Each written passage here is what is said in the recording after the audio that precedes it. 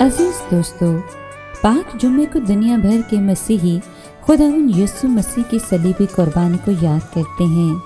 पाक जुम्मा मसीह की सलीब के जरिए गुनाह और बदी की ताकतों और कुव्वतों पर फतह पाने का दिन है। पाक जुम्मे के मुबारक दिन हमारे खुदावंद यीशु मसीह ने अपने आसमानी बाप के मंसूबा निजात को अमली जामा पहनाते हुए सलीब पर कुर्बान होकर हमें गुनाह और मौत से निजात दिलाई और अपनी जिंदगी का वारिस बना दिया। मुकद्दस यूहन्ना की अंजील में मरकूम है, क्योंकि खुदा ने दुनिया को ऐसा प्यार किया कि उसने अपना इकलौता बेटा बख्श दिया, ताकि जो कोई उस पर ईमान लाए हलाक ना हो बल्कि हमेशा की जिंदगी पाए। पाक जुम्मा माफ़ी, बर्दाश्त, वफादारी, एसार और कुर्बानी का दिन है।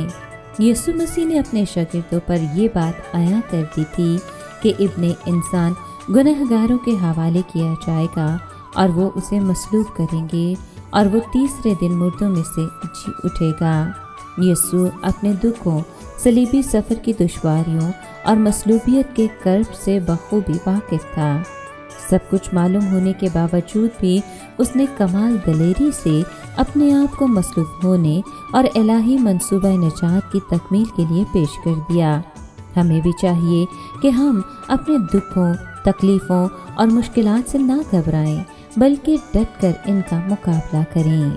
खुदावंद यीशु मसीह की सलीबी कुर्बानी हमारे ईमान का मरकज़ है, जो हमें मोहब्बत, वफादारी और एहसार का दर्स देती है।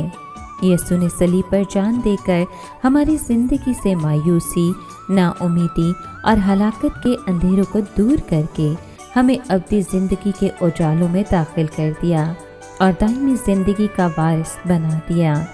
आए इस अजीम कुर्बानी की कदर कीमत को जानते हुए उन लोगों को उम्मीद और हौसला दें जो मायूसी और नाउमीदी में ज़िंदगी बसर कर रहे हैं।